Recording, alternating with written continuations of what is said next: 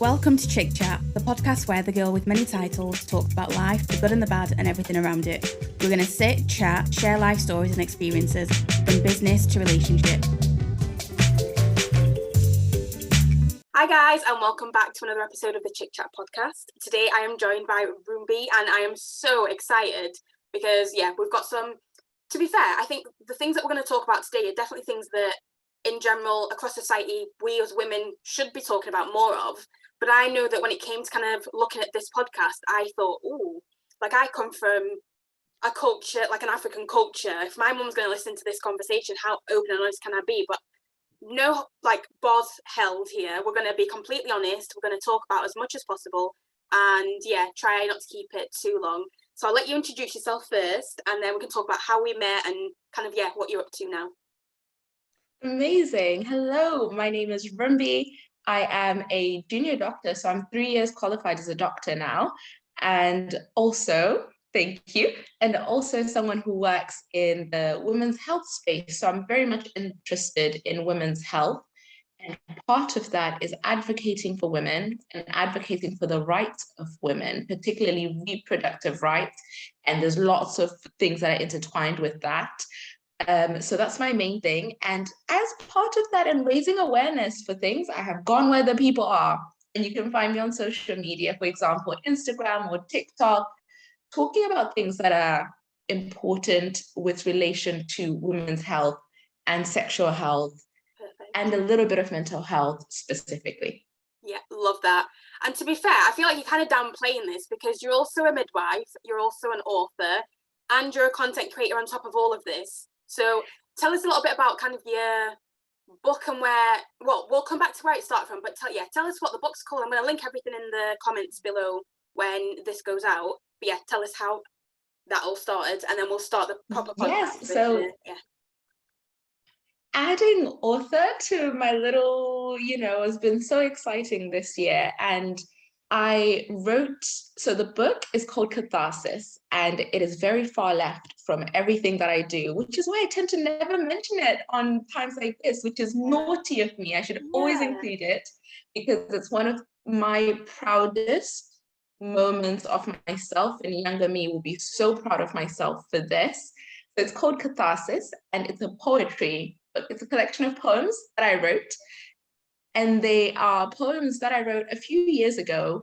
I have loads of poems, tons of poems. I think as an artist, and you would know as well, you become so attached to the things that you do or the work that releasing it out is so scary. So this was the collection of the ones that I felt brave enough to release out.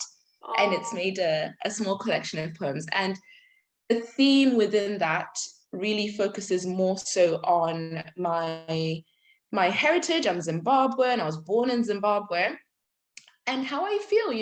There's a lot of guilt about, or sometimes at that time I was feeling a lot of guilt about how did I end up in the UK and with this life, whereas maybe my cousins haven't. And what was my mum's story? How did she end up here? How brave to leave where you're from and just start a whole new life somewhere else. All of those things were quite heavy on my mind. And with those particular poems, those were the ones that I thought made that made the story of the book that was Catharsis. So yes, it's on Amazon. On Amazon, you can just find it. We'll come back to this as well, because I think there are a lot of things that you've already kind of touched on there that even just as you talk, I'm like, oh my God, I get it. It just makes sense. So at the beginning of every podcast, we start with, what is your challenge of the week? So what are you working on, anything at the moment, or is there anything that you'd say would be your challenge for this week? Yes. So I guess it could be a challenge, could also be a win. Who knows? So I have maybe 20 minutes ago finished an interview for a charitable organization, but to be part of their board of trustees. And it is an organization that aligns so much with, all the things I'm passionate about. Now, I must say, I don't know if it's being a woman and sometimes you just downplay yourself, but I feel underqualified. They were asking me so many questions. I'm like, So the reason why I've put it as a challenge is because I don't think I represented myself as well as I could have. I don't think I was as prepared as I could have been, but it was a great learning experience. So fingers crossed it pans out though. Oh, fingers crossed, yeah. But I think even just the way that you've reflected, I think definitely there is a part of this, especially being a woman and being an African woman, where you're like, I'm just gonna we do definitely downplay things, but just knowing with your experience, and how old are you? I'm 28. I'm not that young. At 28, but you say you're not that young, but at 28, like you said, to first of all be applying for a role where you are going to be giving back, to be doing the type of things that you are doing, I think straight away, clearly you are already underselling yourself, because you don't get there are people double your age that won't even would be looking at trying to achieve what you're achieving now. So even if it doesn't work out, I always think there's always God has a plan for all of us. But like you said, it's good that you've seen it as a learning experience as well, because hopefully no matter what happens, the sky's the limit, and if this is where you're starting from, you'll be achieving more and more and more. So hopefully as that goes on, you're a lot more confident in yourself. That's it. Aim for the moon and maybe land in the stars. We'll go with that one. Yeah. Okay, so my challenge of the week, honestly, it's my birthday at the end of this week, and I'm hoping, which by the time this comes out, it'll probably be the week after, but I'm hoping to take some time off. And my challenge is just wrapping up client work, because I've got different types of clients that I work with, some that I work with kind of on a day-to-day basis, and some that I can dip in and out. So the ones where I can dip in and out, it's not as huge of an issue, but the day-to-day ones, I feel like I'd given myself till today to get everything wrapped up, and it's now 2:00, and there were issues this morning where I'm going, I didn't factor in for this. So yeah, my challenge is just to get through this week, enjoy my birthday, take some time off and not feel guilty. My work phone's going to be off. So yeah, we'll see how that goes. And the guilt for taking time off is real, actually. It is a real problem. Exactly. And especially when you do a lot of things. So I think this is probably my first question. Knowing everything that you do, obviously we've touched on certain bits. How, first of all, did you get into medicine? How did you get into writing? How did you get into wanting to be an advocate for women, especially in this kind of space? Because like I said, coming from Zimbabwe and Zambia, for people that don't know, are next to each other. So in terms of kind of our cultures, there'll be a lot of similarities. So yeah, I think my question to you then is, how did you get started with all of that? And also, how do you do it in a way where you're just happy to be yourself and be open and honest without worrying about what other people, especially family members and culturally, people are going to think? I would say, so in terms of getting into it, for as long as I can remember, I said I was going to be a doctor. I don't even know when I said it. I don't even know why I said it. I was like, yeah, that's me. I'm going to do that. And so my whole GCSEs, A-levels were geared towards medicine and being a doctor. And when I applied to study medicine, you get 5 options in total, 4 of which are used for medicine options and 1 for midwifery. I did not get any of the medicine choices, but I got midwifery and I was like, yes, So I went, which, I mean, at the time, it didn't sound, reflecting now, was an amazing thing that happened to me, because midwifery at the time was free. I got a whole amazing degree for free, one that I used and worked as a midwife to pay for my medical studies. So it panned out beautifully. But obviously at the time I was disappointed. Why didn't I get into medicine? I've got the grades, but what's different about me? Am I not good enough? You have all these types of thoughts and feelings. But I think I was supported enough and had the family, my mom was very supportive to say, it's okay. This is minor setback, major comeback. You just take the steps that you have. And maybe that's why they do make sure that you have a 5th option to apply for something else. Yeah. So that's I've always felt that I'm going to be a doctor, I think. And now that when I was studying midwifery, I really enjoyed the course and I loved working as a midwife, really loved it.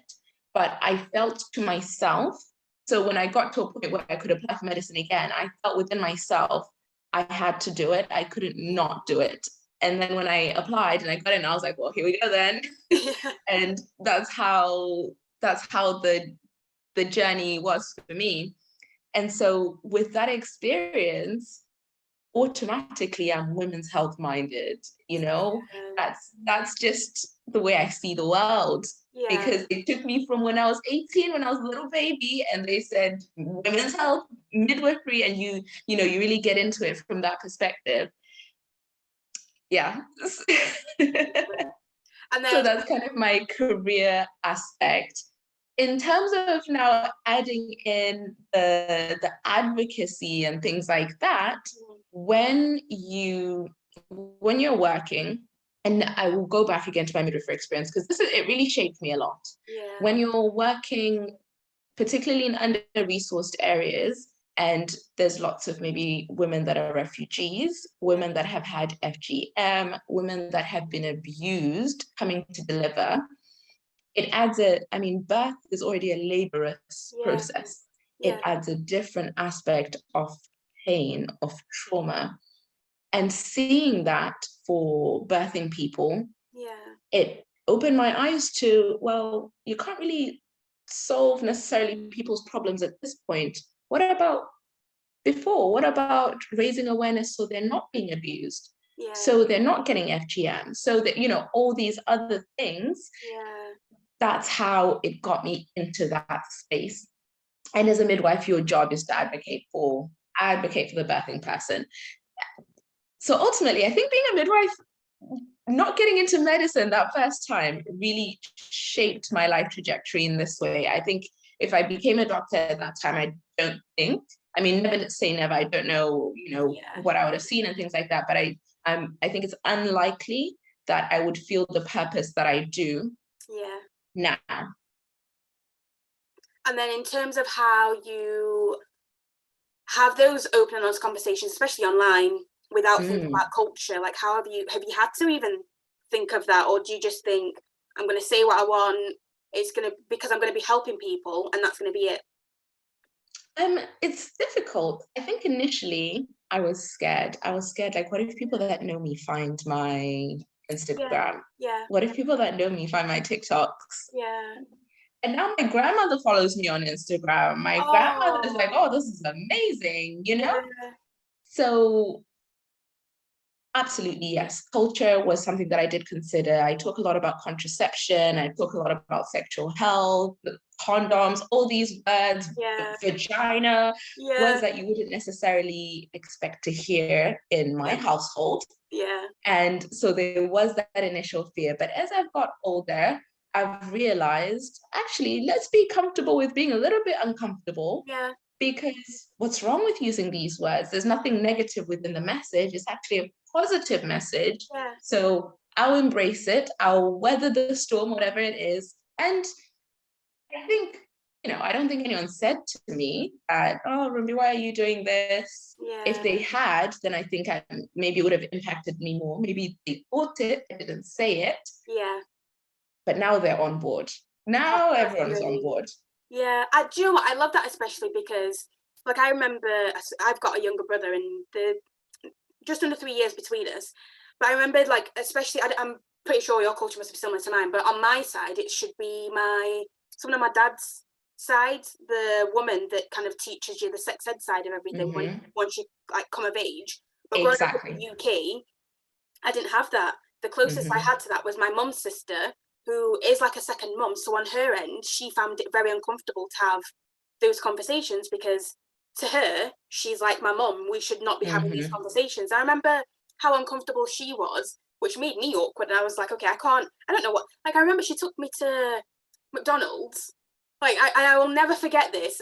I got a Big Mac. She drove back round the corner from where we lived, parked up, and just went, at some point, you will want to have sex. When you do, let me know and I can get you condoms. And I was like, okay, but what does that mean? That, like, doesn't tell me anything. Like, I wouldn't even know kind of where to start from in terms of asking the questions. Now, I just remember, like, and I love my auntie so much, because especially now, like, we do have a lot more kind of open conversations. And I get that is, especially culturally, that was something that was really big for her. Like, she stepped up in a way that other people wouldn't.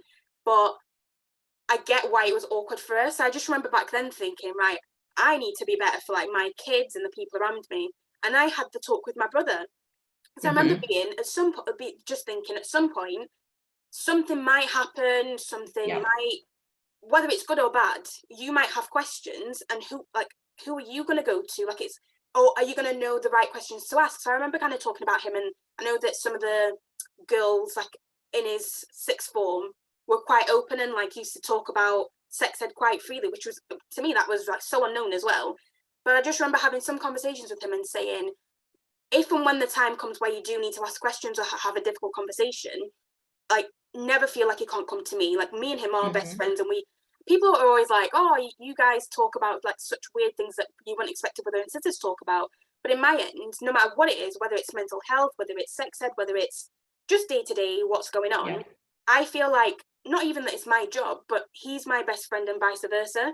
So if I don't have him to go to and he doesn't have me, then how are we supposed to navigate life?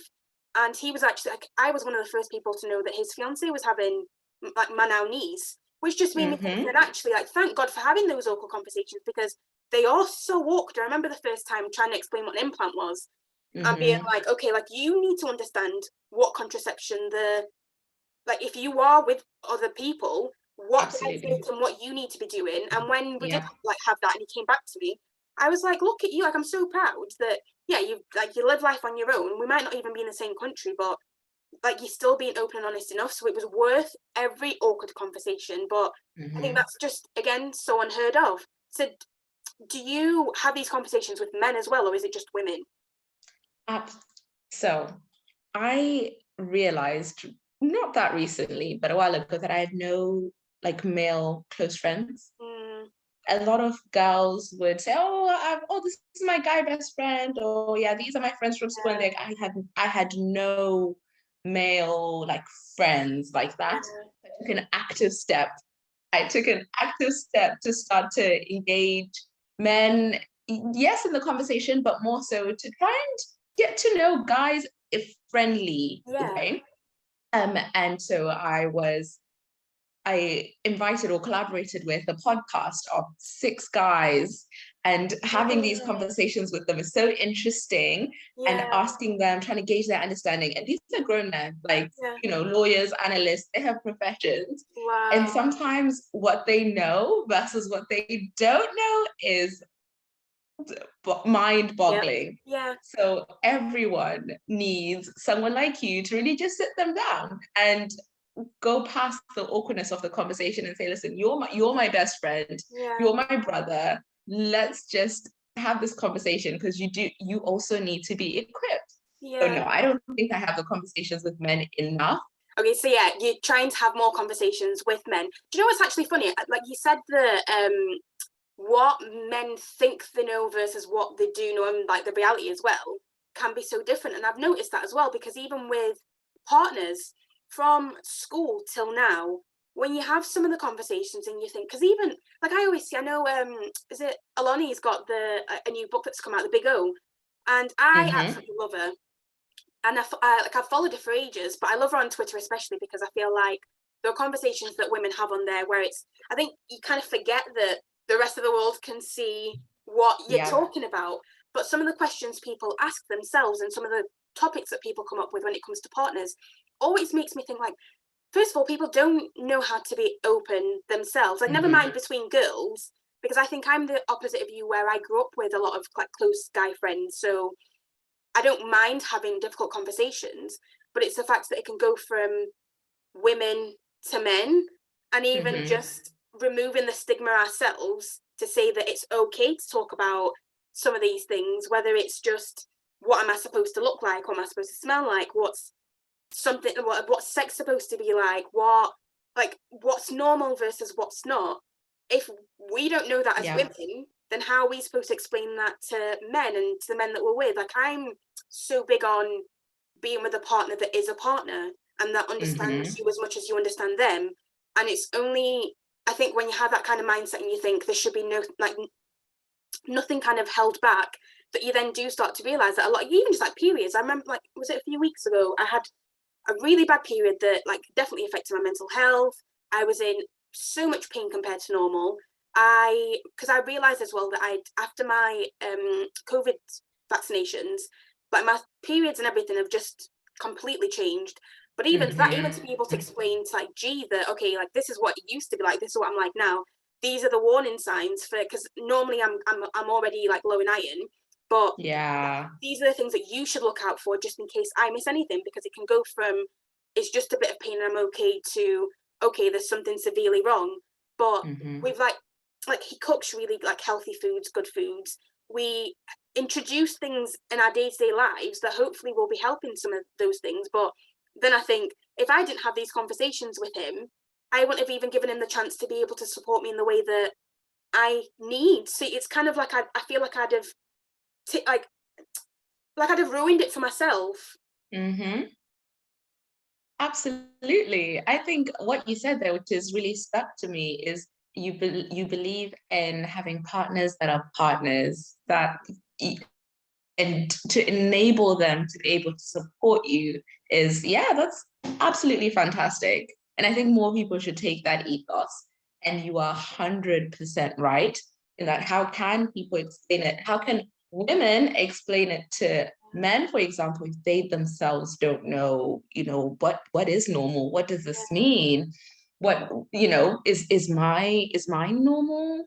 What does everyone else's look like? Is this bad? Or so completely agree with you. I think I'm missing a trick because I don't have Twitter. So by the time I only see the stuff that comes out of Twitter and makes it onto Instagram or TikTok, but Twitter seems to be the place. Honestly, I feel like actually this is a great like time for. Oh, actually, we're halfway through, so I'm going to ask you first of all, how are you really? Then we're going to carry this on. Okay, so how are you actually doing this week? I think if I were to rate how I'm doing out of 10, 10 being absolutely phenomenal, 1 being absolutely terrible, I would say I am at an 8. So yesterday I got to catch up with one of my very best friends, and we now live in the same country for the first time in 2 years, which, is phenomenal. And neither of us are Nigerian, but we went to a Nigerian independence event and it was very positive, happy. Daytime, it finished at 7, so I was home and in bed at a decent time, everything you want at this age in life. It's the little things. And it is the little things. And I feel as though I'm managing my workload well over recent times. I've restarted going to the gym. Amazing. I hadn't really been exercising for months because I moved and all these things. And that's helped add a routine to my life and give me all those little exercise endorphins, which have been quite good. So I feel I'm at an 8, which is very positive for me. Yeah. What about you? Do you know what? Actually, it's funny because me and G had this rating as well. If you'd have asked me last week, I'd have probably said I was ranging between a 3 and a 4, just mental health wise, because it felt like I'd had the depression symptoms for a while, but it just it didn't click because they were all separate. And I remember being like, "Oh, my memory's worse.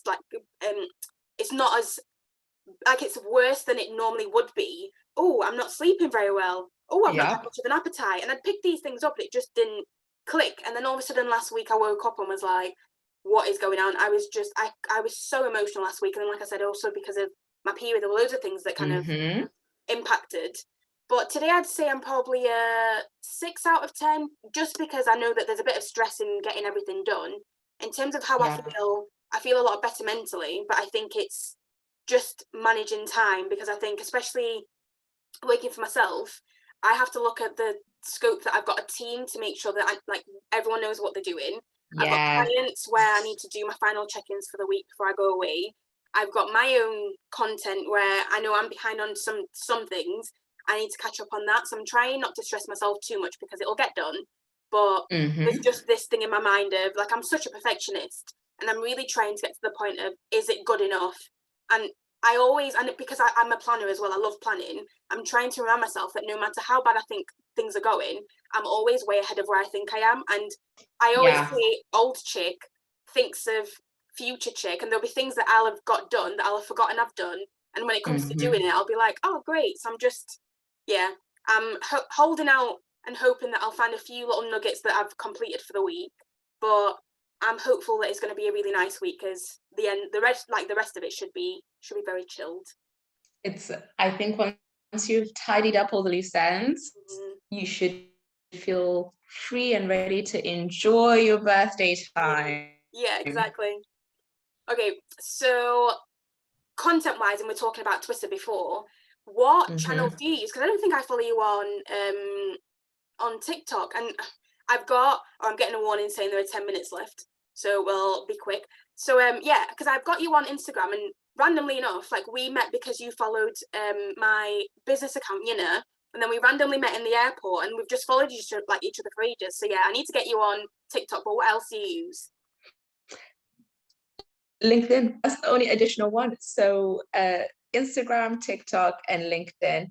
And going back to how we met, I think it's just absolutely epic, and a moment of, for me as a person, I think I'm an introverted extrovert. As I've got older, I've become much more extroverted. But to be able to approach someone and be like, hey, I follow you on Instagram. Yeah.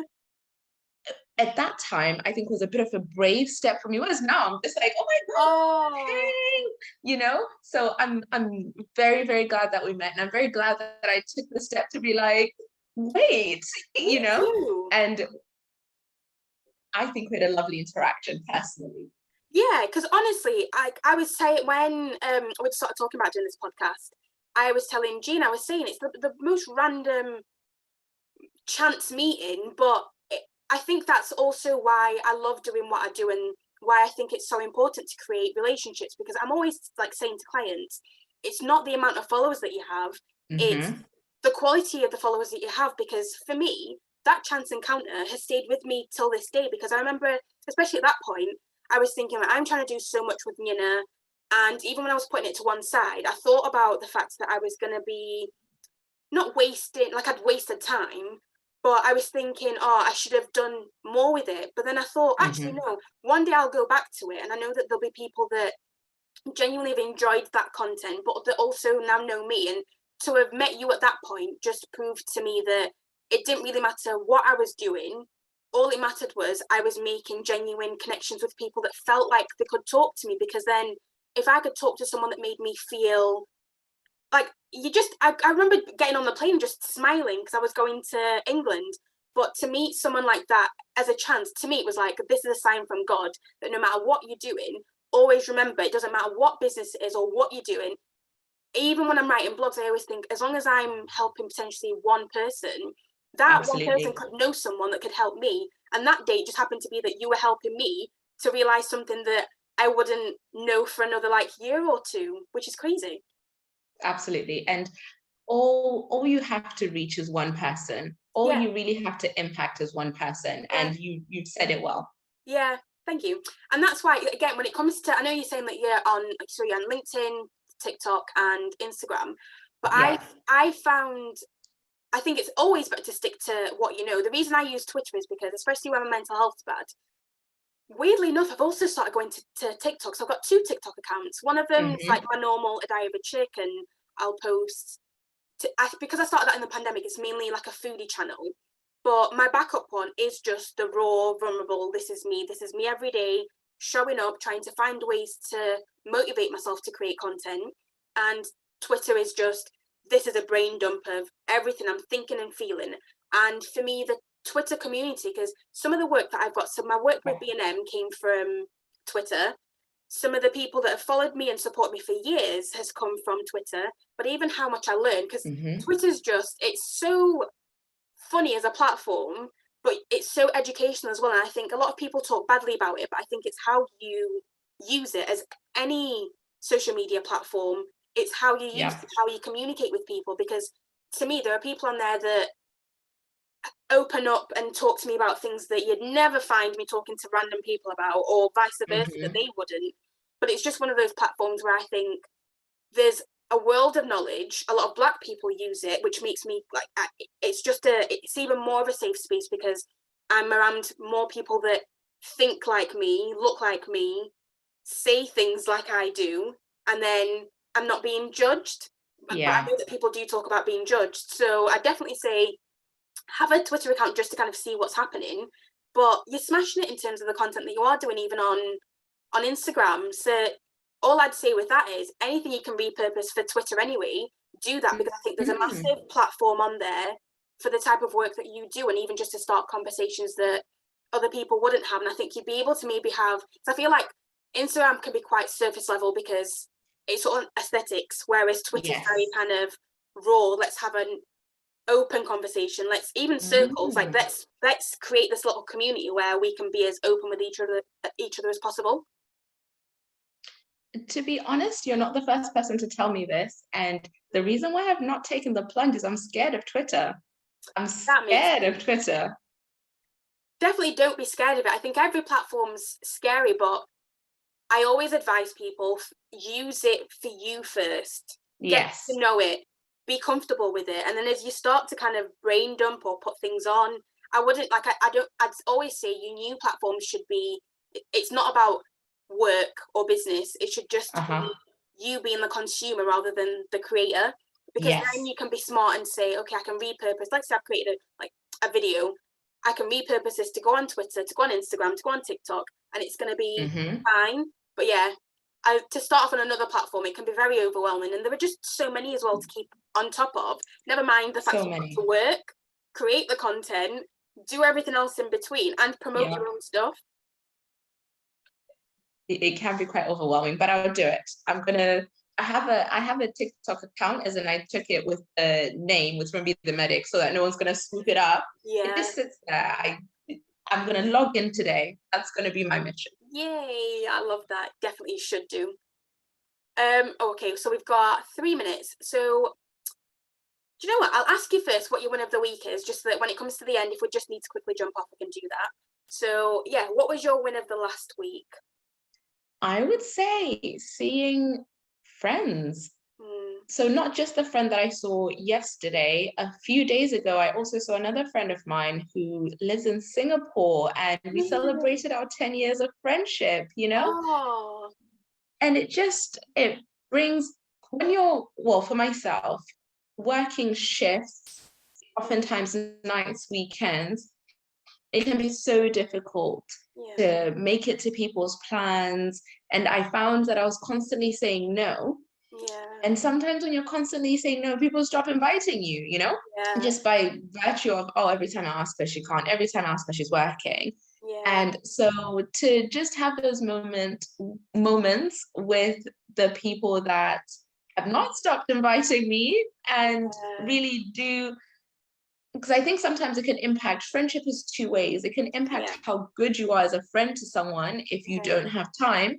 So for them to be understanding, to be friends with me, but also for me to actively really try and keep trying to maintain those relationships, I think it was an absolute win. I'm going to be riding the highway for another few days, I would say. Yeah, no, I love that. I think my win, to be fair, is I think last week, especially because I felt so bad mentally, I found that I completely changed my routine for the day. Like, I like to work at night. I've always been like that.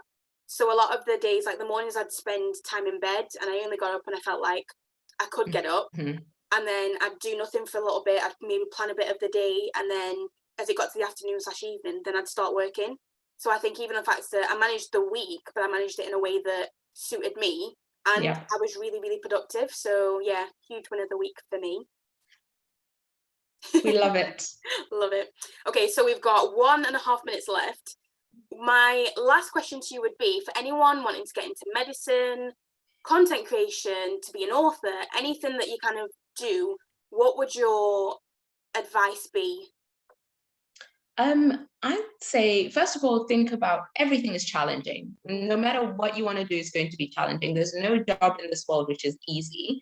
So once you have that mindset, you will always, you build that resilience, and you work towards, you jump those hurdles, because nothing is easy. And ultimately, if it is what you want, if it is, what you truly feel for you, you enjoy it. The journey is an amazing ride. So that's what I would say. Persevere, and remember, nothing is easy ultimately. Yeah, I love that, especially because you do so many things. Like I had another guest that was talking about being multi-passionate.